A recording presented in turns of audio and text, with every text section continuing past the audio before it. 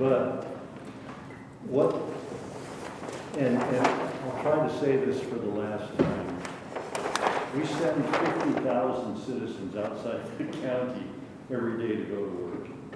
And as I learned as a developer and a citizen of Southern California, that's almost the kiss of death to any municipality or county that becomes a bedroom community to an industrial county like Davidson.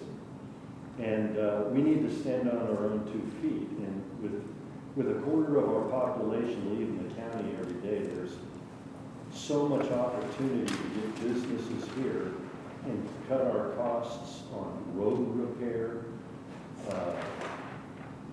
So many things would be better if people could work in the same community that they live in. And so it got me to thinking about areas of the county that we could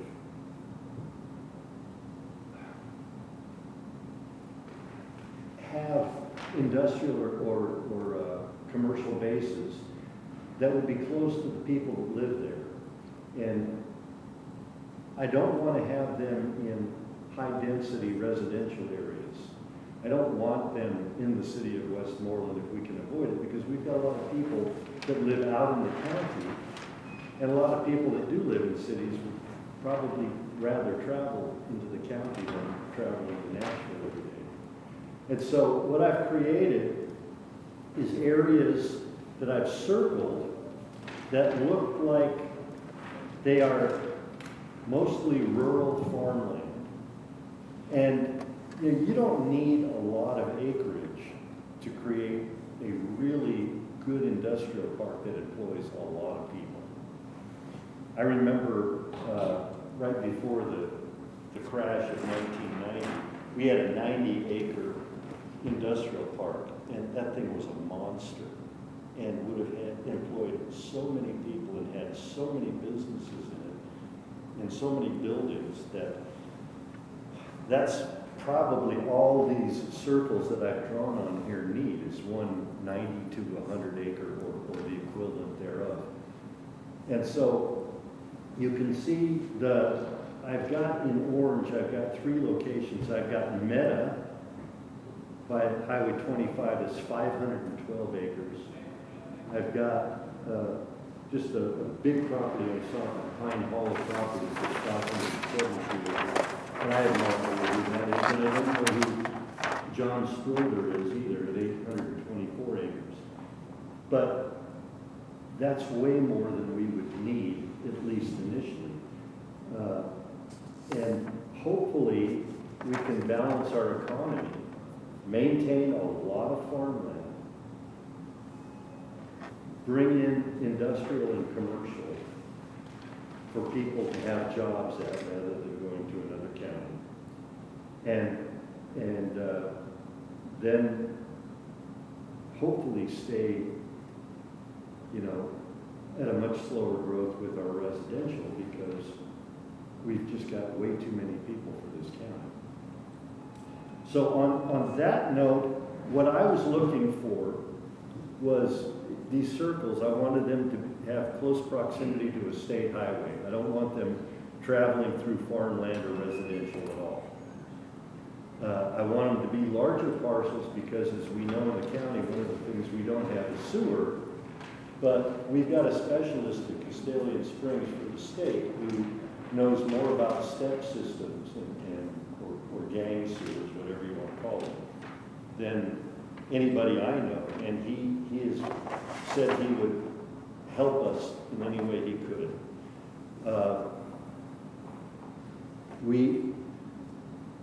What I would want to do in these is have strong visual and audible buffers, and I was explaining to Ron and to John a little earlier. When I say a buffer, I'm talking about 25 feet onto the property from the right-of-way line. And the right-of-ways for the most roads are at least 50 feet, 25 on each side of the center line. So this would be another at least 25 feet. We can determine what that is as a planning commission. And that buffer would have hopefully natural growth, you know, trees and shrubs and stuff that's natural, doesn't need a high level of maintenance. And then behind that, a concrete block wall of anywhere 6 to 8 feet, so that the sound that happens inside the industrial park stays inside for the most part.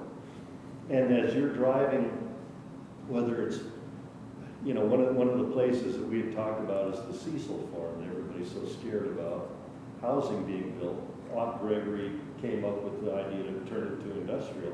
Well, the Berry Lane people are scared to death. Well, if they've got a buffer on the other side of the road, on the Cecil Farm side, then all they see is forest.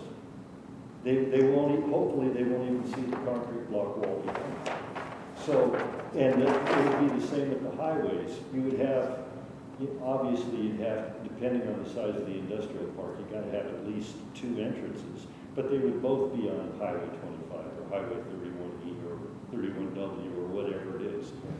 So we want them to go away as much as possible so that we maintain the beauty of our county, but we still have this great base for us, our citizens, and our citizens' children to have jobs and be able to stay close to home. And some of the minor benefits are the wear and tear on roads would be much less. Gridlock would be much less than it is on 386 and 31 now, for those of you who travel on 31E. And so anyway, so we want to keep it removed from residential as much as possible, be out in the farmland, but like I say, we want to keep it to a minimum because we need our farms. We need everything about it. We need to have a lot of land for the rain to soak in. And, I mean, when I was a kid in Southern California, my dad was a builder, and he and his partner had to dig a well and have a very big water tank. And they hit water at maybe 50 feet. You can't hit water at 300 feet now in Southern California because the water table is gone. And that's because there's so many impervious surfaces and no place for the rain to land. The idea from the Depression on in Southern California was, let's not have flash floods, let's dig these huge trenches and get that water from the inland to the ocean as fast as possible. It's a horrible mistake. And now they're undoing a lot of it. So anyway, that's what I've done here. And before I spent a whole lot of time, more time on it, or we spent a whole lot more time on it, I wanted to see how it's set with the Planning Commission and what your critiques are, what you approve of, what you disapprove of. And before we do that, I gotta ask Marshall and Sydney, you guys probably know. Up in Portland, I've highlighted a yellow area. Is that a 119 bypass that's being done? Okay, I had no idea. It's a bypass, people start with safety. It makes sense. How long ago, Marshall? There's one section 2 being months. built right Yeah, now. right now. And then they're in the, I believe, approaching the right-of-way stage for the last phase. So they've acquired the right of way, and that's what this is? Well, there's one section that's under construction right now. Oh, really? Yeah. Yes, there's 2 pieces left. One's being built right now. I had no idea. There's another, one after that, there'll be one more piece left. Okay, so there's gonna be a bypass, another one. Yeah, and there's already, I think, people speculating on farmland in that area to build industrial. Yeah, if you look at it, there's some major parcels. And, here again, we want to keep the industrial / commercial as close to the highways as possible. And as minimal as we can. Well, in the land where they're building it now, it's more, the terrain it's more suitable for. It's flatter. Yeah, it's flat. Yeah, I tried to do that here too, but on the other hand, our flattest land is our best farmland. And I don't want to eat it up with industrial You can build a building on sloped land, but it's harder to farm on sloped land.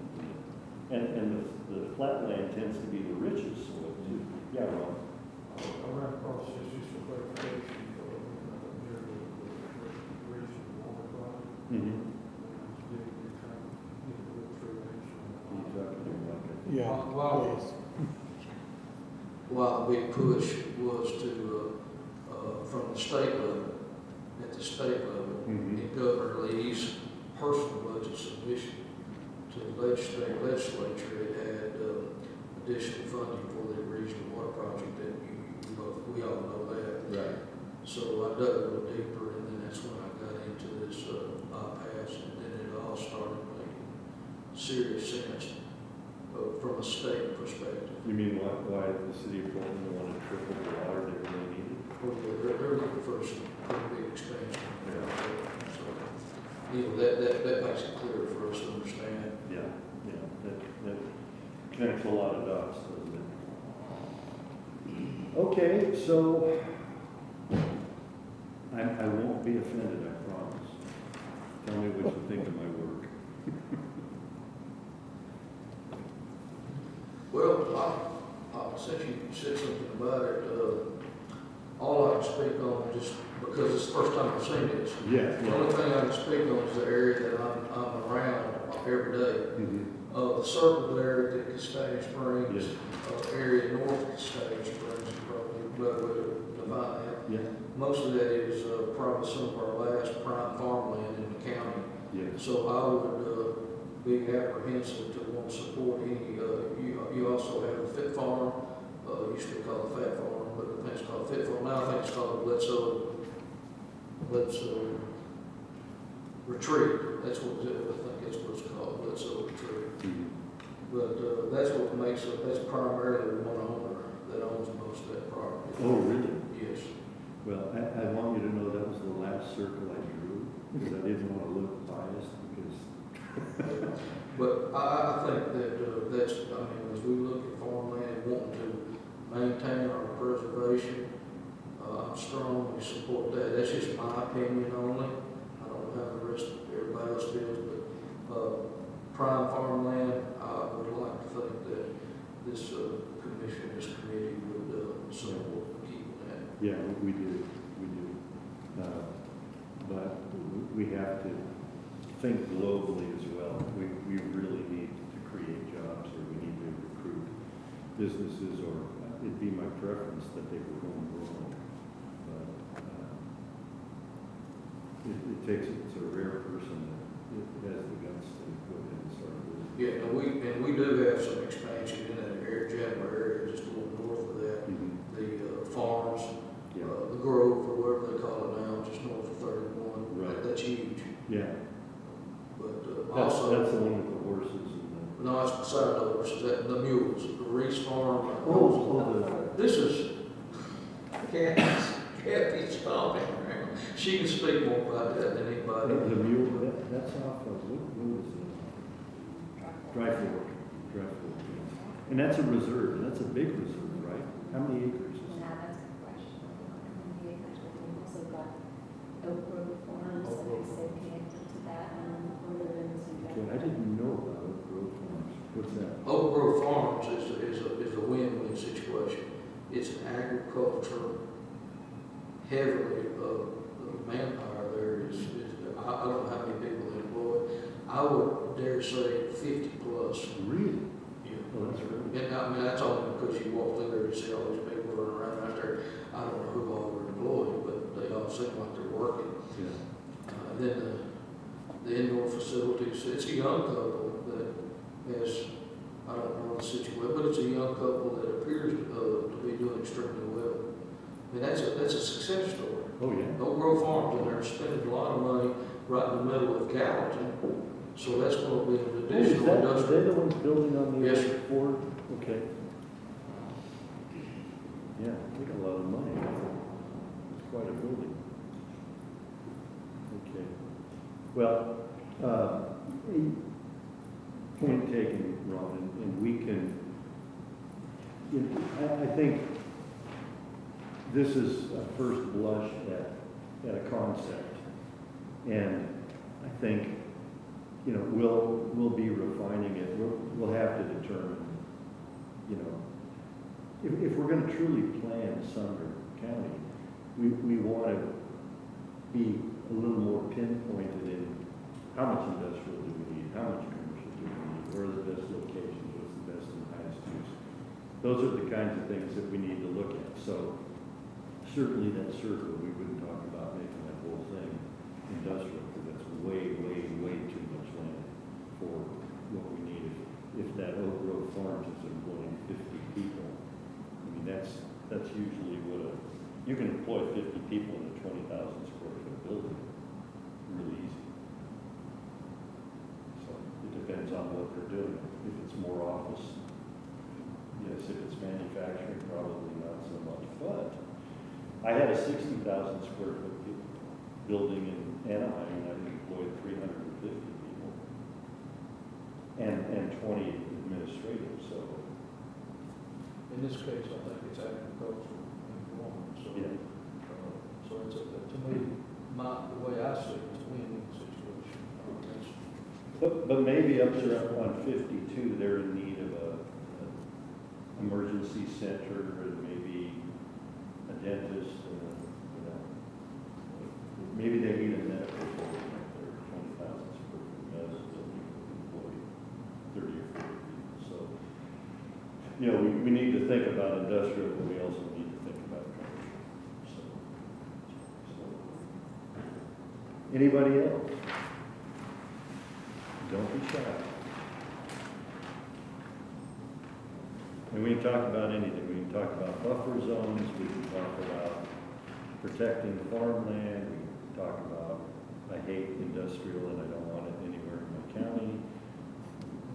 I'm open to all things, because we're committed. I have an issue with, major industrial being within, you know,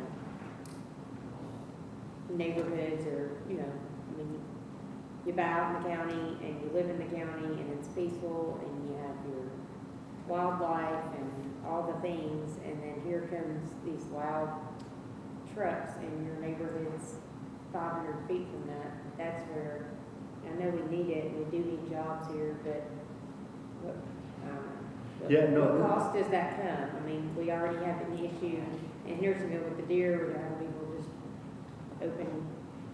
Well, and that again is. And I mean, they were here, you know, I know that they're animals and they're humans or whatever, but like that's things you have to think about. It affects, industrial affects wildlife, it affects people's, you know, if you go, I mean, I'm in real estate, I've sold houses, like when I moved here, there wasn't a bypass. When I moved here, there wasn't an interstate. When I moved here, there wasn't a busy road. And now I can't even go sit on my back deck and have a cup of coffee in the morning and watch the birds, because there's no birds, there's no deer, there's no this. And they want to move. Where do you go? You got to keep them out and out and out and out. And now we're all the way out. And then we're going to do that. So I don't know. I mean, yes, we need industrial, but I mean, also, I mean, I would say most of these areas are probably privately owned farms. And I say keep them agricultural farms if we can, but that's just not. Well, and that's, you know, these are all the things to talk about. I'm trying to think of a way to make jobs, and there's not a lot of young people who want to be farmers for whatever reason. You know, Because it's hard too. I'm one of 47 cousins, and I've got one cousin who's a farmer. No, two cousins that are farmers today. And so, you know, that it's kind of a dying breed, but we still need to eat, right? So we need to have more farms that protect them.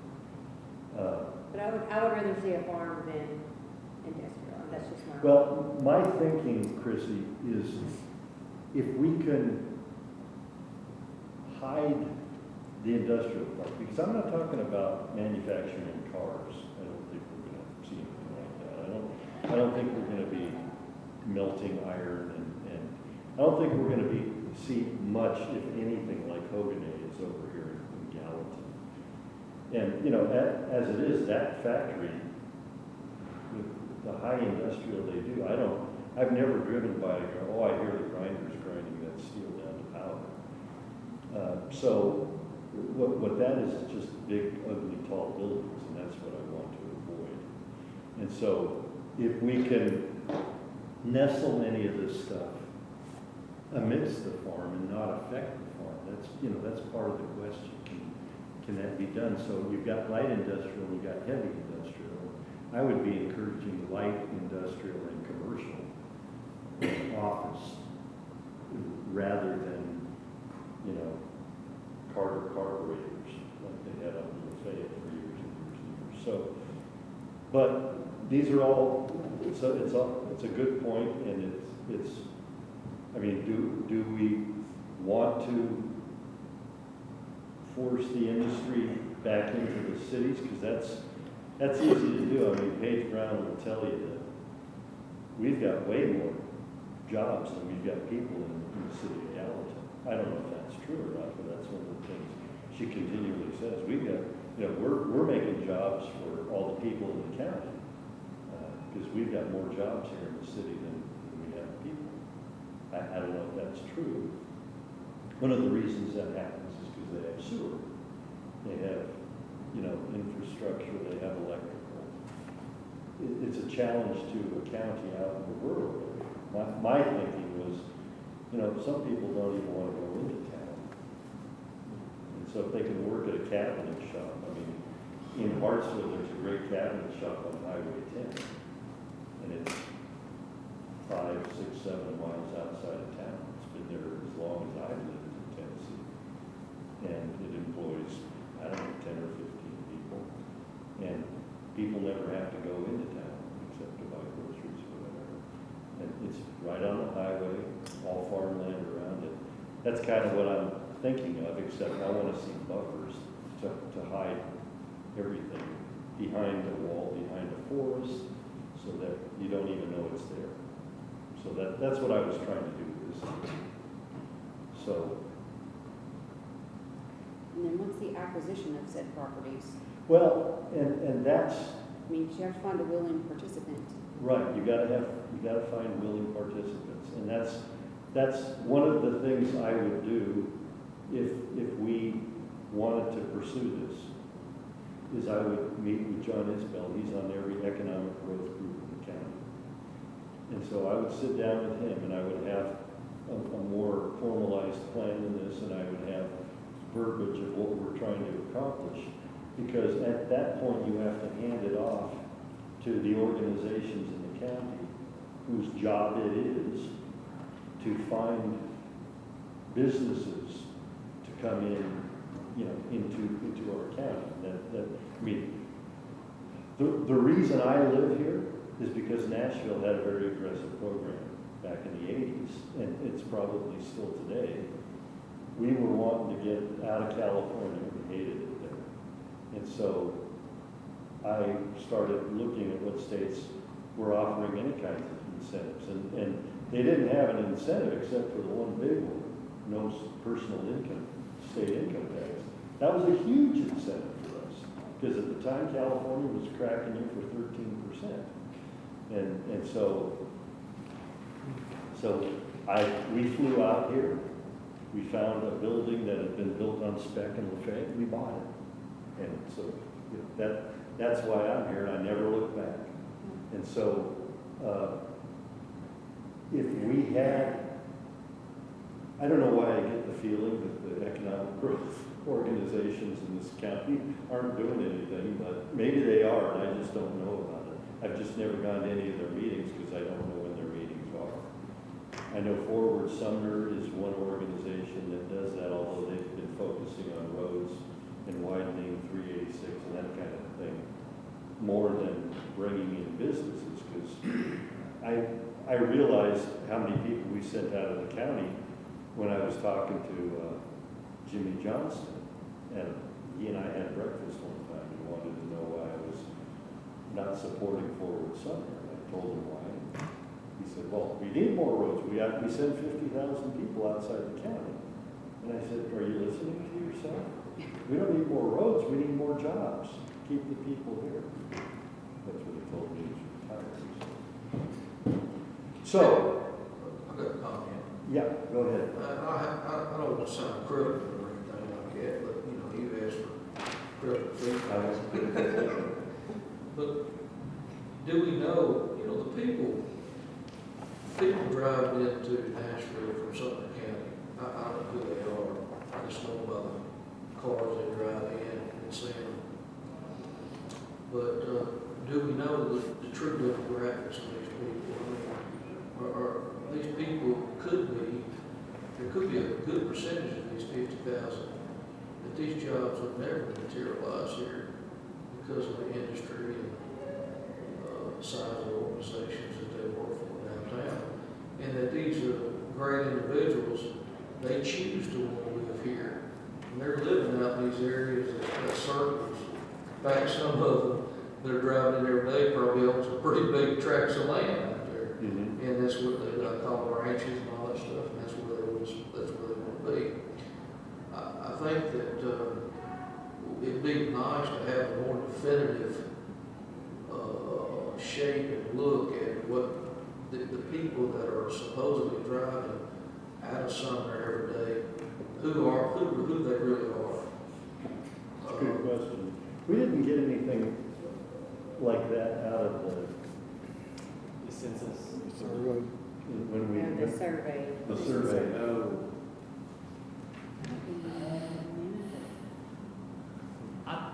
I think we did. Yeah, I think one of the questions, was like, did you work? Yeah. Did you work in the county? Yeah, I can. Commuting, yeah, there was a commuting question. Yeah. For sure. Yeah. But did it ask what kind of job they were leaving to do or what their profession was? No, Because it might be like Stay medical. there. I Yeah. don't think we've gone down that far, but I think we did find out. I don't know anybody who I've talked to that says, I love driving to Nashville. That's True. I've met lots of people say, why can't we get a train to I can't get Nashville? out of my driveway to get to anywhere. Lots of people say that. Well, that's because we got the least economically feasible transportation in the state. The United States is the one driving from Lebanon to Nashville, Right. more than 300 people around trip every day. My son-in-law, when he has to go to Nashville 3 times a week, he takes the train. He's one of the 300. They bought their house close to the train station so that he could do that. And then he has to find a way to get, once he gets downtown, they're really, where there wasn't in the past, they're making it now. Right. Instead.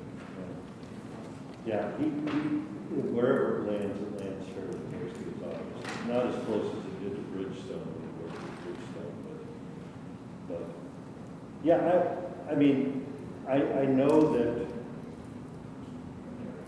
I'll tell you what I do know. When you're a veteran community, it's a total loser for your community, because when the vast majority of your buildings in a county are residential, we know that, we've seen that statistic for every buck you pay in property tax, $1.23 gets spent by the county.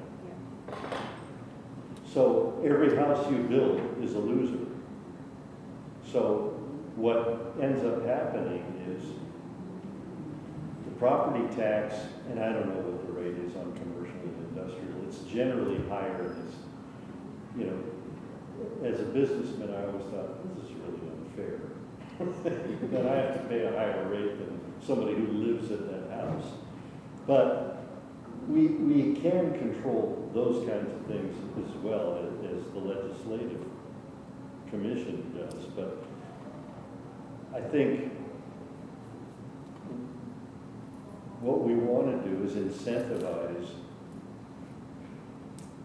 businesses to come in so that they help subsidize for the loss that we're seeing residentially. Otherwise, and I was saying this before everybody showed up, it's a Ponzi scheme otherwise. I mean, you're betting on tomorrow for today, but eventually your property taxes, at some point things start to slow down. You can only shove so many people in a given area.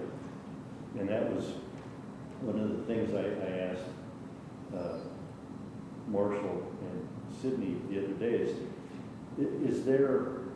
are there models of a given area on what percentage of the land should be residential, what percentage should be industrial? How to balance out a community, because that's what we don't have right now. We don't have balance. And if we did, it would be much, much better for us, because we'll have the optimum savings on what we spend on property tax, low wear and tear on roads. People will not wear their cars out as fast. They won't buy as much gasoline. I mean, I've done the commutes that are an hour to two, each direction every day. It's horrible. It's absolutely horrible. So that's one of the motivators here. We've got to balance out our economy in a better way. So what you're saying, Ron, is a perfectly good question. What do these people who go out of the county do?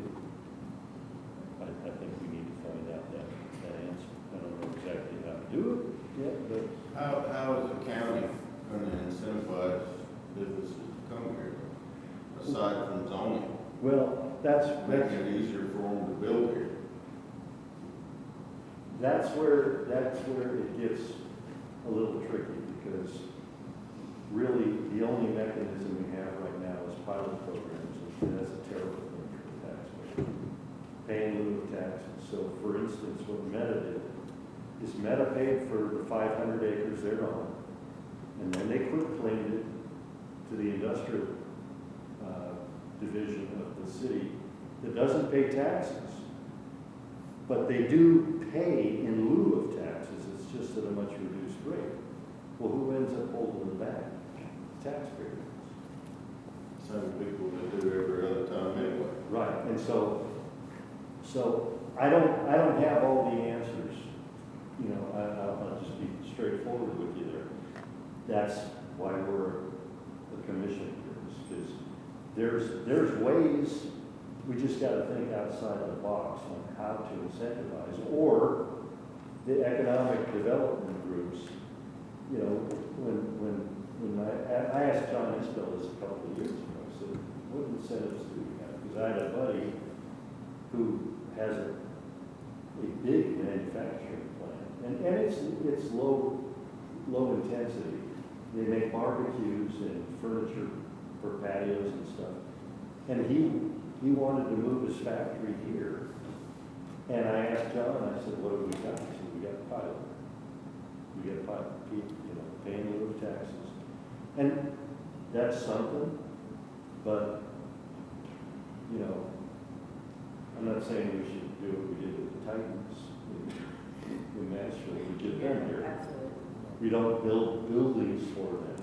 But one of the things I was thinking as I was drawing was next to the Oak Grove Fire Department, there's an old dump. I don't know how bad the earth is there. I mean, in order to build their building recently, they had to get part of their property from, I believe it was Waste Management, wasn't it? It was the Resource Authority. The Resource Authority. So I don't know how bad the earth is there, but that may be the pilot program for us to, okay, what's in that dirt? How bad is it? What, does it really need to be cleaned up? Or if we did a pilot project up there, it's right next to a fire department. It's close, it's very close to one of these circles I drew. Still very close to the one on 174 and 52. Maybe that's something that the county would be willing to spend a little money on, putting in a step system and selling parcels, since we own the property anyway. I can talk with you about what's in the land. 'Cause Oh, do you I used to know? work for the company that manufactured and designed the equipment in the waste-to-energy plant. I used to be in the waste-to-energy industry. Oh, really? Yes. Oh, great. Well, yeah, let's talk about that. So, to answer your question, I don't have those answers. I just know that if we don't try something, we're destined to just keep digging a bigger hole because we're a better community than Nashville. I'm personally anxious to see how the boring project goes, and if we ever find out the truth about how much it really costs. The which? From downtown to the airport, Mm. because that could solve all of Middle Tennessee's transportation issues. Are they building a tunnel? Yes. They're working on it. Okay, I did not know that either. Yeah, that could solve a lot of problems.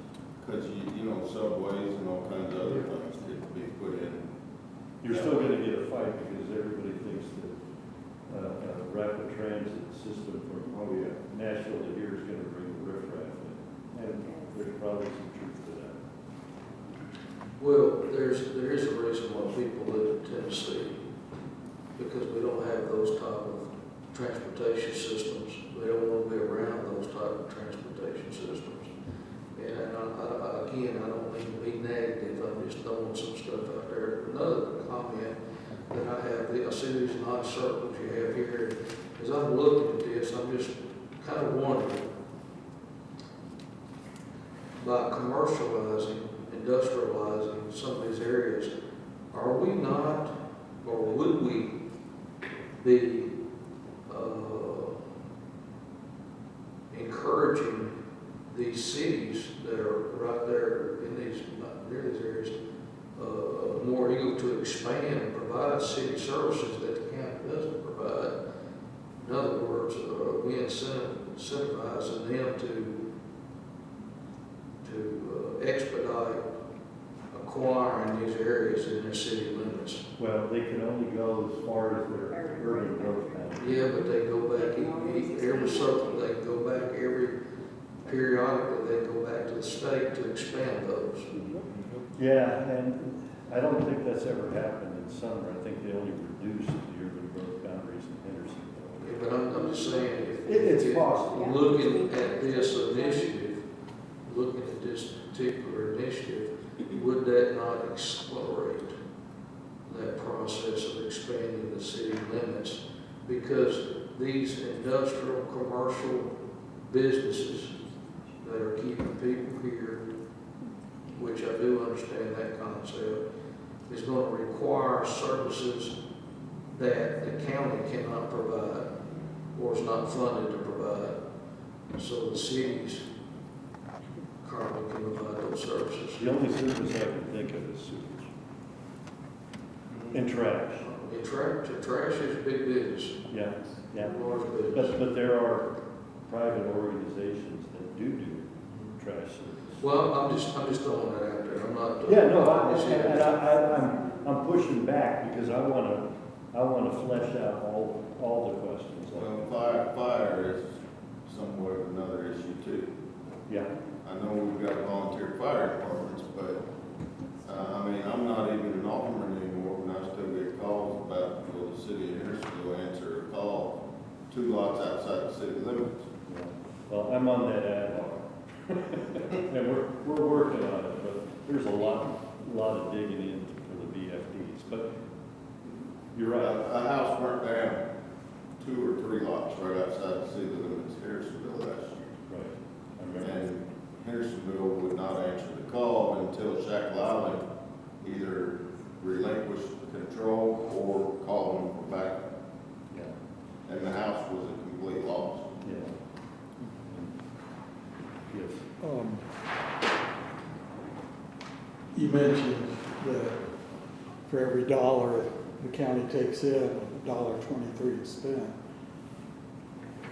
One thing I would suggest in this is look at what the shortfall is, look at what the tax rate is for commercial and industrial, and back into find out what the investment would have to be to make the county even on that, and then work from that point to how much acreage would be needed ordinarily or in general to serve that need, to know, how large of an industrial area we might need to pull the county finances out of the bread.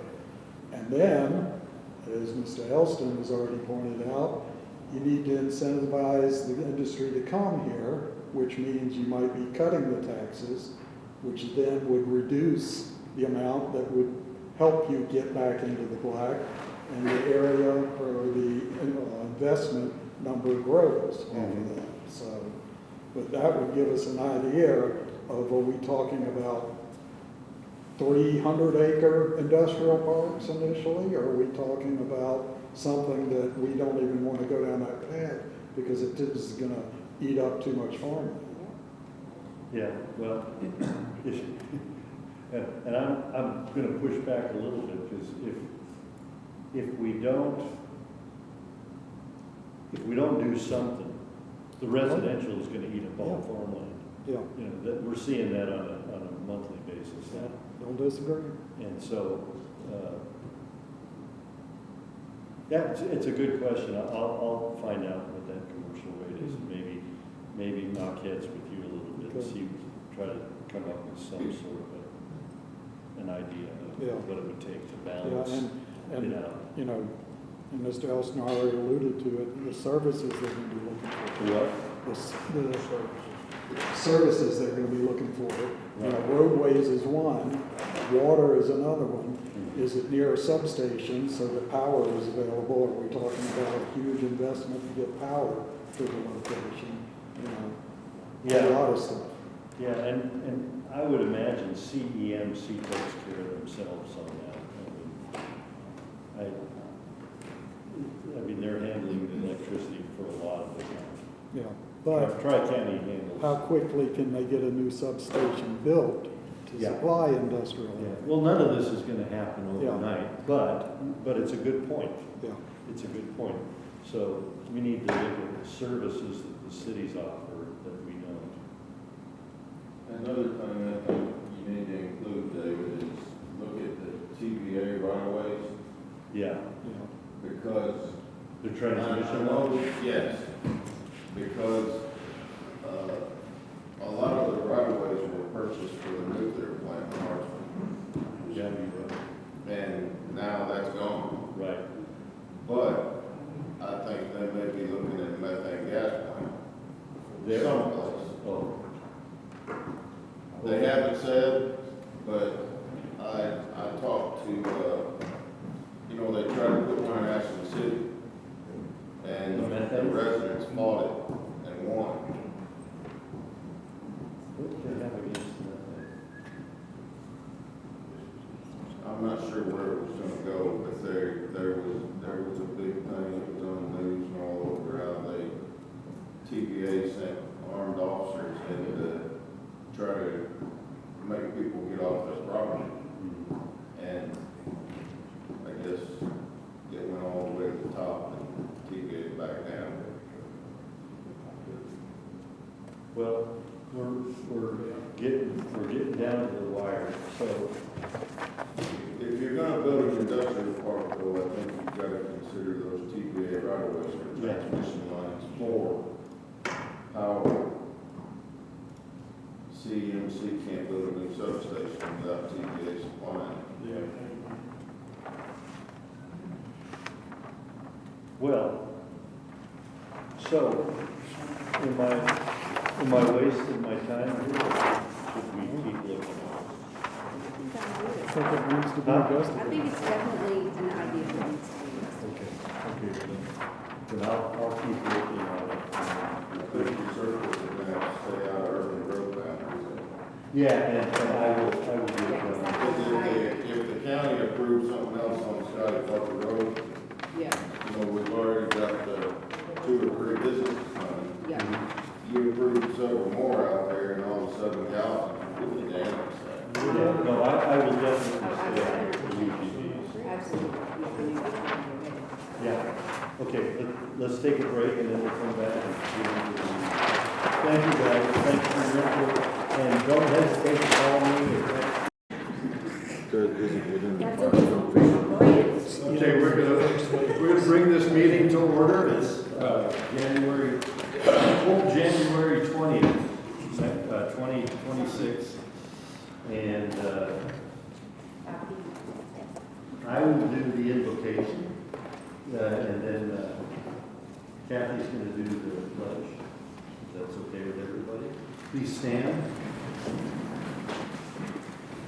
Father, we thank you for all your wonderful and gracious gifts. We ask you to help us be wise tonight with the work that we have ahead of us. It's a fairly small agenda, but it's still a very important agenda. So we ask you to give us wisdom, and grace, and good discussion, and your will in the final analysis. We ask this in Jesus' name.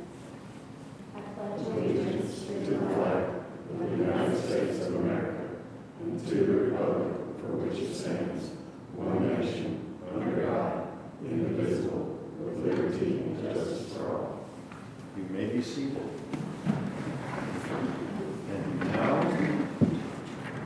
we have a new year, which is a new chairman, maybe, and a new vice chairman. I'd like to nominate Commissioner Klein for chairman. Thank you. Any other Second nominations? that. With no other people being mentioned, I guess, all in favor? Aye. Opposed? Thank you. And the vice chairman, I'll nominate, Chrissy Miller. Chrissy Miller. Any other nominations? All in favor? Opposed? Congratulations, Chrissy. Good job, guys. All right.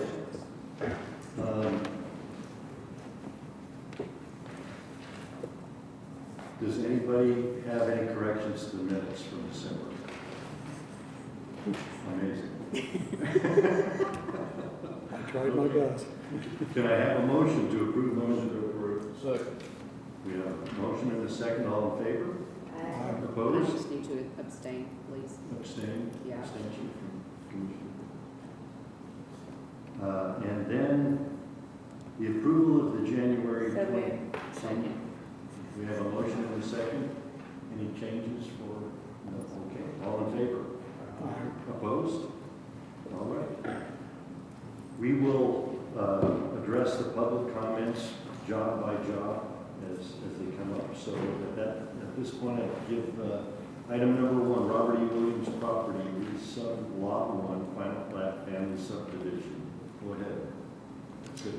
Yes, thank you, Commissioner. This is the first of its kind. This is a family subdivision that was created when the zoning resolution changed and created the Rural Preservation District. These were properties that were once rural residential that then moved into that zoning. And there was a caveat placed in the zoning resolution that essentially said if you have a family member and you're going to subdivide the property, that new property is going to a family member subject to a lot of conditions, then this is the path forward for that. So this is the first of its kind seeking approval of a one-lot subdivision. Let's see, and this is the initial tract is 4.24 acres. So just shy of the 5 acres that it would require to do the 2.3 acres in rural preservation. Like I stated a couple of years ago, they would have been able to do this per the zoning and are now seeking approval through the provision for family subdivisions. The owner is Sheila Kelly, and the portion being proposed to be subdivided is going to her sister Kim Rowland. This project is being represented by the surveyor Nathan Gregory, and you can see the utility district is Castellano Springs Water Bethpage Utilities. The first step in this process was a special exception from the Board of Zoning Appeals, and that was initially pursued in November, and it was deferred and then approved at the last BZA meeting. I believe that date is incorrect there. That should be January 8th of 2026 is when they received the BZA approval. There were a couple of conditions of that approval, one of which is that the final plat it meets the minimum standards for subdivision, but the chairman had asked for additional review that will come subject to approval by this body, just to make sure that some of the technical details are setting the gold standard for this, because this one's setting precedent. So we want it to be an example that we can hold out. So the chairman's agreed to work at no cost to help ensure that, and that's listed as a condition of approval should this body determine that they want to approve this. All right. So that was the first step. The second requirement is that it come to this body for additional approval.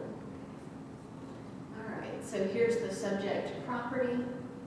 You can see that it's fairly large in comparison to the other properties in that same subdivision there. And this is the potential new building, the new home. This is the existing home. This is the final plat. And again, this is kind of a little bit of an odd shape, but some of that was due to the initial creation of this original lot that zigged and zagged. And this is the proposed architecture. Again, the body's not making decisions based on the architecture, but they just wanted to show that it's compatible with the surrounding homes. And Circle Drive is a little bit interesting in that it wasn't fully paved, but it was accepted by the county. So, a nice little loop there that you don't see these days. It's been a while. Yes, it was part of White House at one point, and so there was kind of a little bit of a wild west situation. So, all right, and then this is essentially the area that's being subdivided off. This house is close to the property line, but again, that's where they chose to build it. All right, subdivision regulations. These are the specific requirements found in the zoning resolution, and the minimum lot size 40,000 square feet. That is met. The minimum lot width. So this one's a little different in that it's on a cul-de-sac, and our standards are for regular roads, but are not on a cul-de-sac. So the lot width for a family subdivision would be 100 feet for a minor road, 150 feet along collector roads, and 200 feet for arterial roads. Which this is the same width that would be for any lot on collectors and arterials. The standard lot width on a standard county road is 50 feet. For reference, cul-de-sac width requirements are 30 feet per the subregs, and that is met. The setbacks are typical of our setbacks, and they have met those. The county access standards shall apply. Again, cul-de-sac access standards are met. The number of family subdivision lots that can be created, they got a little shrunk down. They technically could create 2 additional lots. They have just done 1, and that's somewhat limited by the road frontage.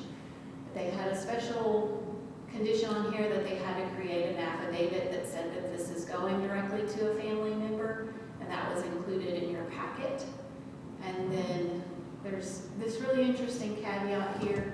And one of the conditions that the chairman of the Board of Zoning Appeals had was to put notation on the final plat that this was subject to family subdivision provisions, including this term right here that said essentially it can only go to a family member, and it must stay with that family member for 15 years following the subdivision unless there's an involuntary transfer such as foreclosure, death, judicial sale, condemnation, or bankruptcy.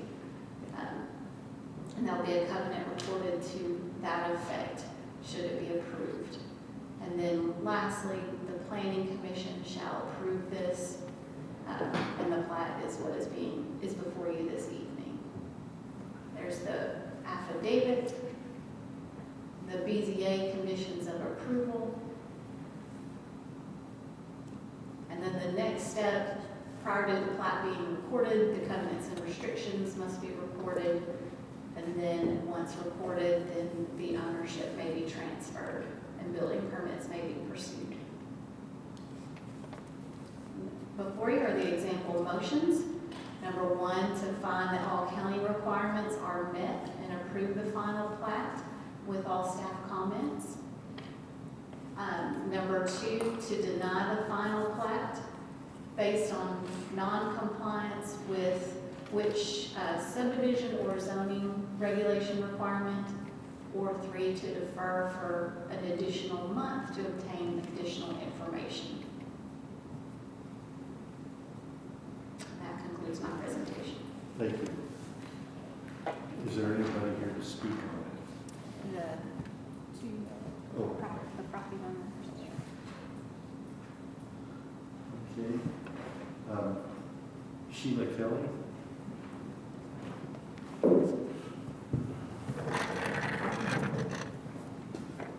And that's Kim Rowland behind you. Could you give us your address, please? 180 Circle Drive, Cottontown, Tennessee. I'd just like to say this is a great division for aging people like me. We really need each other because I am getting older quicker than I expected and for health purposes. So it's just a great program for us, and we hope that you all will see it the same way. May I just say ditto? We do need this to be close to each other.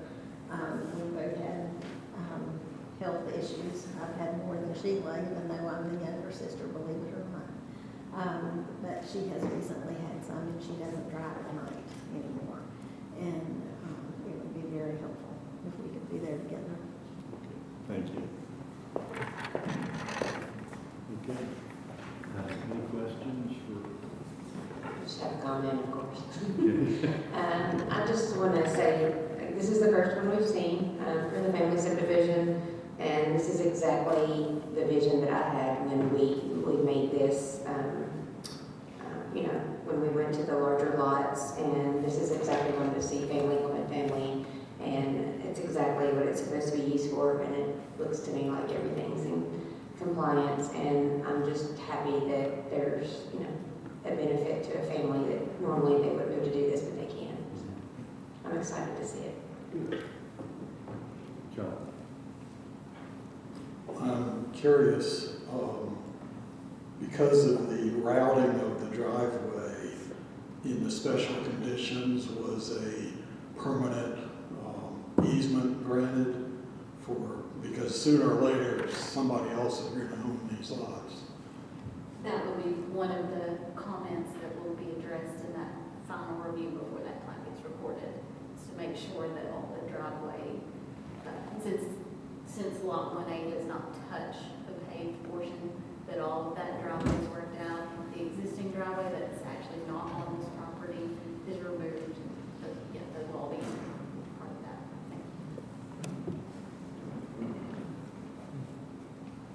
Good question. Anybody else? Okay. Do we have a motion? Yeah, I'll make a motion for number 1 to approve with the staff comments and with a report to governments and restrictions. I'll second that. We have a motion and a second. Do we have any questions on the motion? Seeing none, go ahead and do a roll call. Yes. Yeah.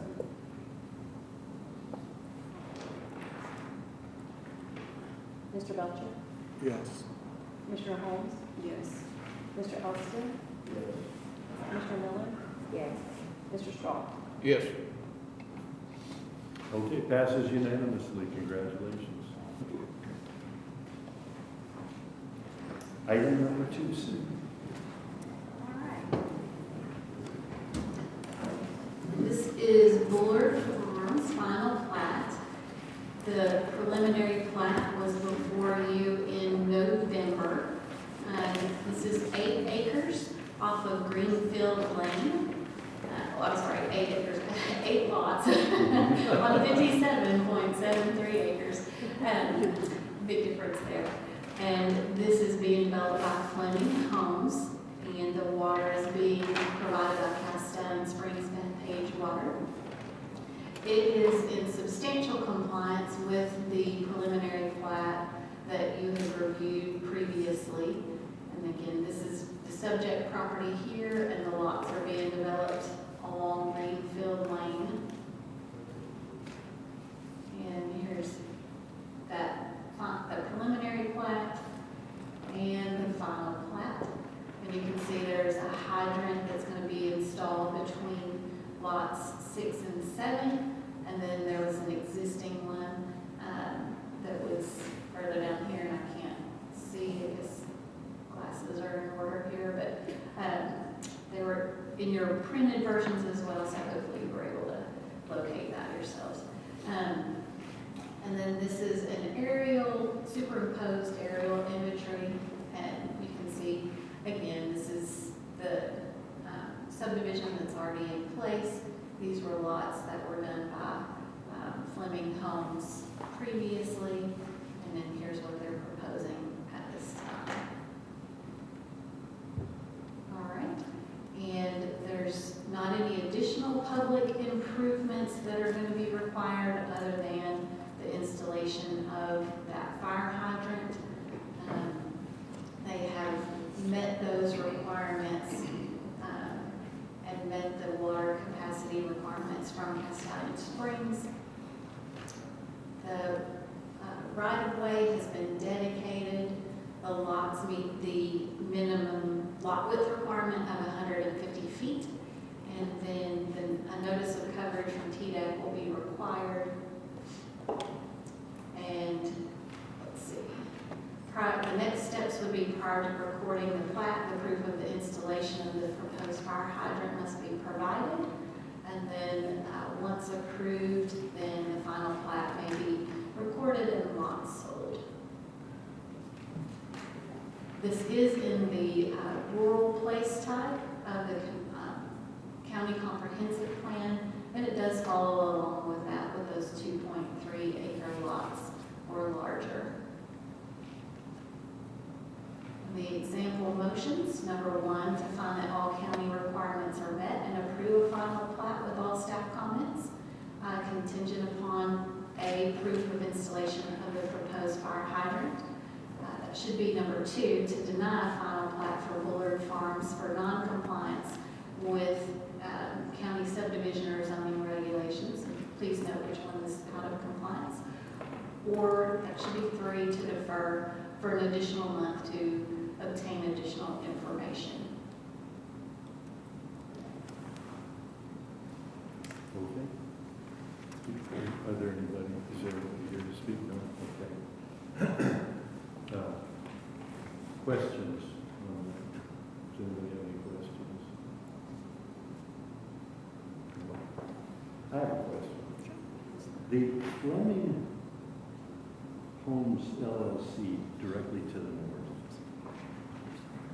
those are just being built now. I don't remember approving those. Were they old lots that, they were old lots that were Old just- lots of record. Okay, Yes, so they were just grandfathered in. Yes, sir. Is there 4 of them? Yes, sir. 4 houses, okay. All They're, right, I'll answer A little less than an acre, 0.95. that. Right. Okay. Do we have a motion? I'll move for the first number 1. We have a motion, do we have a second? Yes, I'd say. Second from Mr. Straw. Any questions on the motion? Go ahead for roll call. Commissioner Miller? Yes. Mr. Straw? Yes. Commissioner Holmes? Yes. Mr. Belcher? Yes. Mr. Elston? Yes. Passes unanimously.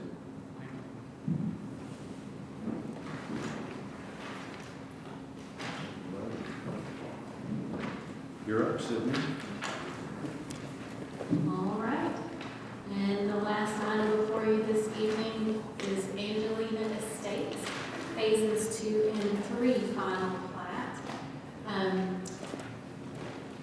been a minute since this one has been before this body. It initially came in as Baker's Acres, and was part of the Portland planning region, and then came into the county as Angelina Estates. This portion, phases 2 and 3, consist of 30 residential building lots on 22.51 acres. I believe that needed to get corrected. The surveyors here can let us know how many acres is there. It's located along Briley Lane in the rural residential zoning district, which allows for lot sizes of 40,000 square feet. The surveyor is Richard Graves. And again, the preliminary plat was approved in 2022, and the phase 1 of this was before this body in August of last year. They have continued to install the infrastructure. Typically, we would see phase 2 final plat and phase 3, but they have installed all of the infrastructure, including 2 additional hydrants, and so they're bringing both before you this evening as one final plat. And it is in substantial compliance with the preliminary plat approval, which is the vesting document. Right. So in context, you can see it's just outside of the city of Portland. And this is phases 2 and 3. This is phase 1 that was previously approved. That was the sketch plat that was approved back by this body back when the planning commission voted on these. It created a little confusion because the vesting really comes with the preliminary plat. So now we just see concepts and give recommendations, but back then it was actually voted on and approved. And this was the preliminary plat that was approved in 2022. You can see this is the portion we're talking about with phases 2 and 3. And this was the final plat that was included in your packet with those lots. And the water is being provided by Portland Utility with a 6-inch water line that's been installed. The proposed hydrants have been installed, and all lots are within 500 feet of that hydrant. They did have to do substantial water line improvements for the initial approval of this, and that included upsizing 4,600 linear feet of line and installation of those hydrants. So the fire protection is going to be provided by the relevant volunteer fire department. And then Vicky Lane has been installed as part of this development, and the road has now been installed to a point of substantial completion. The base stone and binder coat are installed. The as-built will be required prior to recording the final plat, and surety will need to be posted for all remaining infrastructure prior to the recording of that final plat. That includes like the final coat, top coat. And then the county engineer has provided a surety letter in the amount of $175,300 to cover phases 2 and 3. And the drainage and calculation plans were submitted quite some time ago with the preliminary plat. Stormwater detention is not proposed. There's no significant drainage impact. An HOA will be required for this development to maintain all common areas, and the HOA documents were submitted with phase 1, and I believe I included them in your packet this time as well. There's the surety letter, and it's part of the suburban area of the comprehensive plan. And it does meet that place type. These were some photos taken by staff several weeks ago.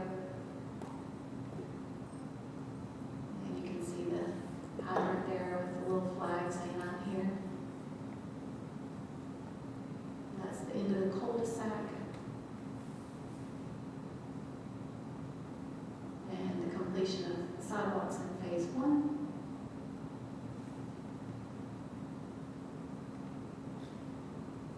All right. The findings of fact for final plats. And then the next steps.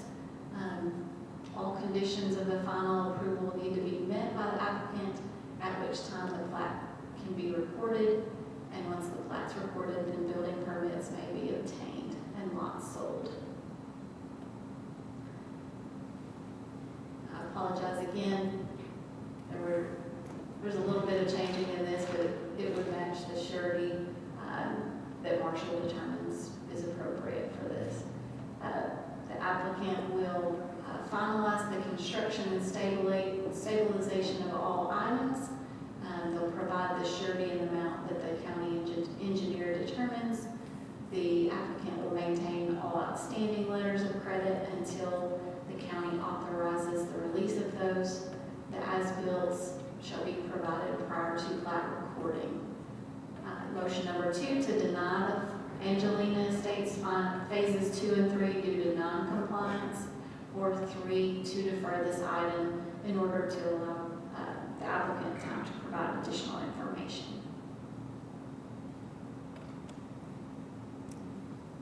Okay.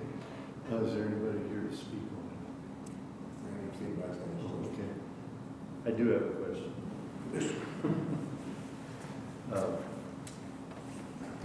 And I don't, the drainage is off the cul-de-sac into that branch?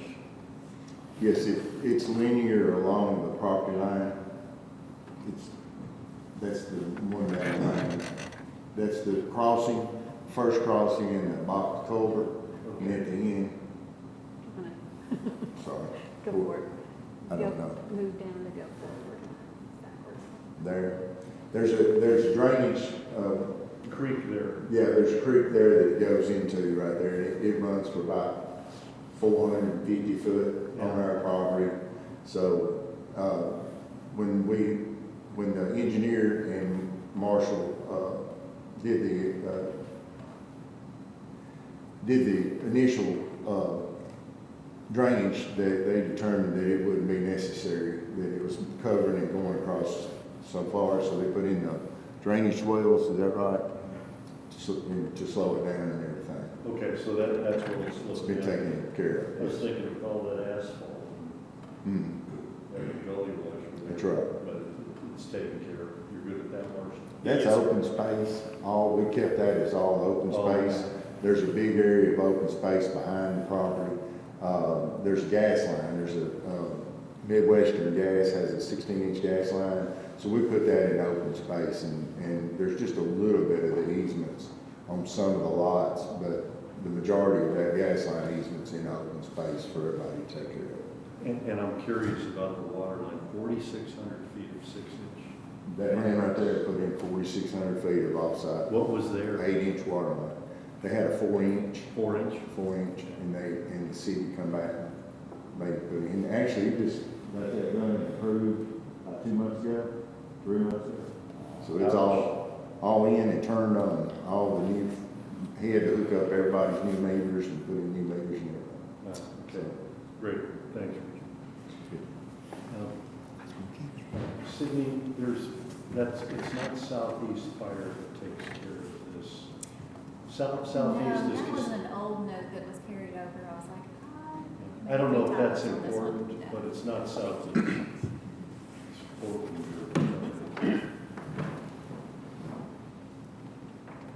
Just remind me, obviously, City, we cut that note off.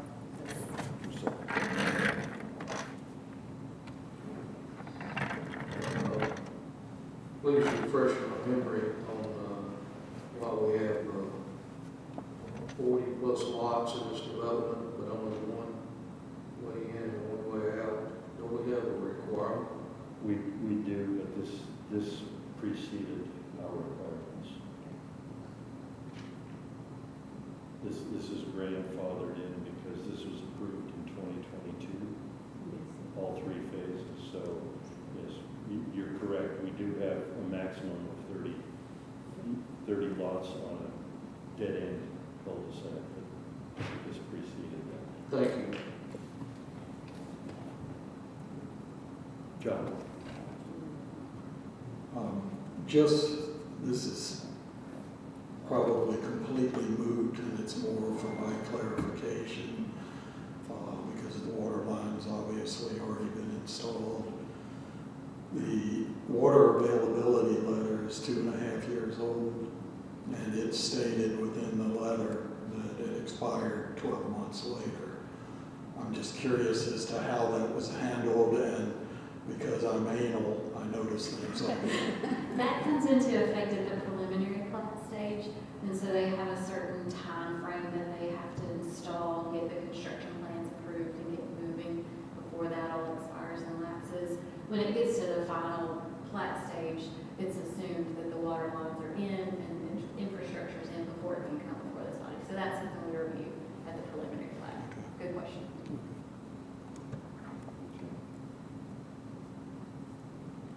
Any other questions? Any motions?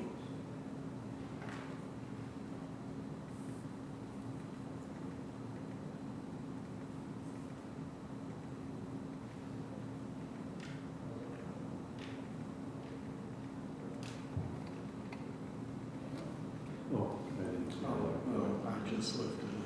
I move number 1 with items A through D. We have a motion.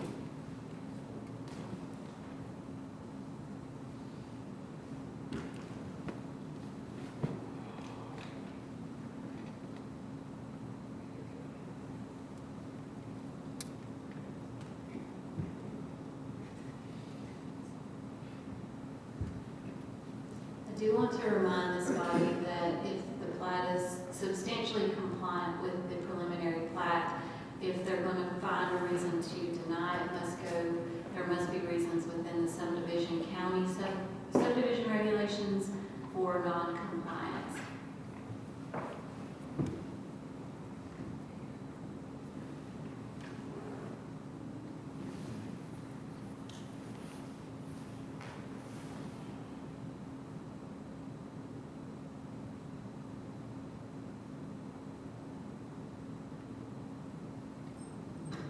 I have a question, Mr. Chairman. How many people, when this was originally approved in 22, you said, how many people on this committee now that was on that committee then? On that, but they made that positive recommendation? What month was it? August? No. Nobody, zero. So maybe the chairman can see why there's some reluctance to make a recommendation. I understand.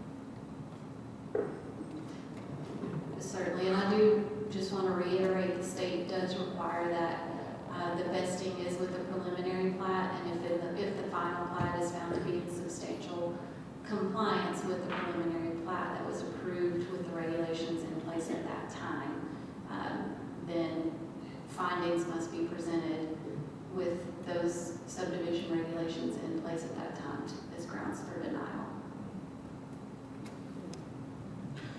Based on that refreshment of the current code, I'd like to make a recommendation at number 1 to approve the final plat. I would like to second that motion. Okay, we have a motion and a second. I'm assuming no questions on the motion. Kathy? Mr. Ellison? Yes. Mr. Straw? Yes. Commissioner Miller? No. Commissioner Holmes? Under duress, I'm going to vote yes. And Mr. Belcher? Yes. Okay, it passes 4-1. Thank you. All right. That's why we do that. This is exactly for that reason. All right, so See danger, We have safety some- issue. It's life safety. Thanks for that clarification. I needed that drop. Still on. Yeah. There are regulations that have changed since then that would not allow that today. Yeah, that was not, the big Well, ones. That's painful. If I could just, Close to that vacant lot. But if we went, if I could just make a comment. Probably 700. Go ahead, John. We voted, David, we need to move on. Yeah. We're out of order, all of us. So we need to move on to item 4, Chairman. I was getting to it. Sorry. I said we're all out of order, I completed all of this. Go vice chair. So go ahead with the summary judgment, Cindy. sure.